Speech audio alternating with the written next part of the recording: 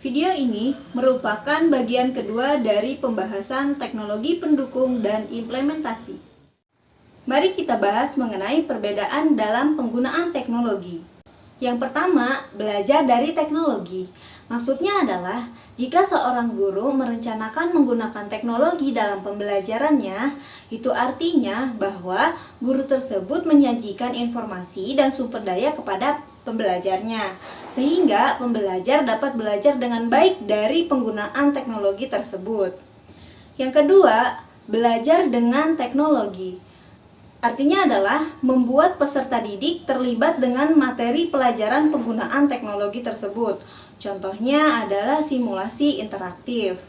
Yang ketiga, belajar menggunakan teknologi. Maksudnya adalah adaptasi pengguna dengan teknologi baru. Contohnya dengan tutorial. Mari kita lanjutkan pada sub bahasan yang kedua, yaitu mengenai pendekatan pendukung. Yang pertama, dukungan teknologi kuat adalah dukungan teknologi yang dimaksudkan untuk sepenuhnya menggantikan aktivitas yang sebelumnya telah dicapai oleh manusia. Contoh dari pendekatan ini adalah Ex-Aida, milik militer Amerika yang menggantikan fungsi seorang instruktur.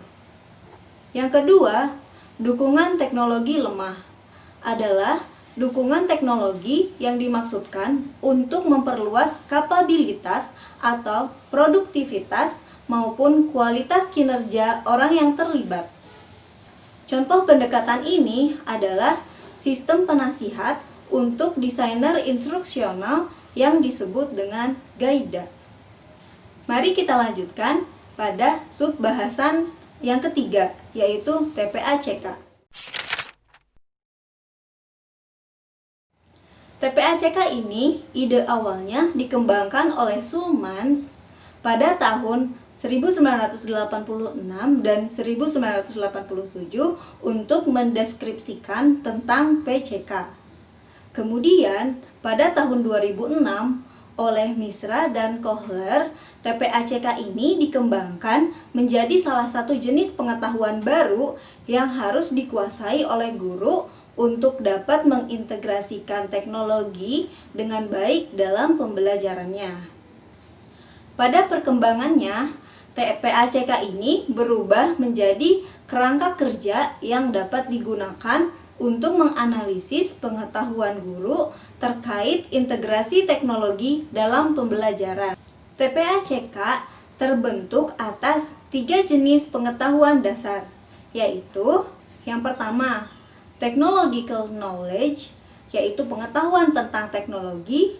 Yang kedua, pedagogical knowledge, yaitu pengetahuan tentang teori dan praktik dalam perencanaan, proses, dan evaluasi pembelajaran.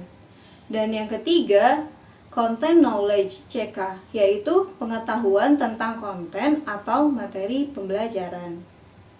Dari perpaduan ketiga pengetahuan dasar tersebut menghasilkan 4 pengetahuan baru. Yang pertama, pedagogical content knowledge, yaitu pengetahuan pedagogik yang berhubungan dengan konten khusus.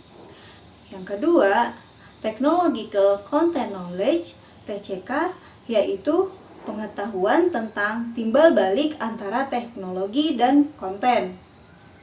Yang ketiga, technological pedagogical knowledge, TPK, yaitu pengetahuan tentang berbagai teknologi dapat digunakan untuk memfasilitasi belajar dan pembelajaran. Yang keempat, technological pedagogical content knowledge, TPA-CK, yaitu sebuah framework yang mengintegrasikan antara pengetahuan teknologi, pengetahuan pedagogi, dan pengetahuan konten dalam sebuah konteks pembelajaran. Kesimpulannya adalah, dalam sebuah pembelajaran, teknologi seharusnya digunakan sebagai alat konstruksi pengetahuan, yang mana pembelajarnya itu mampu belajar dengan menggunakan teknologi, bukan dari teknologi. Sekian penjelasan dari saya, semoga bermanfaat. Terima kasih. Sampai jumpa.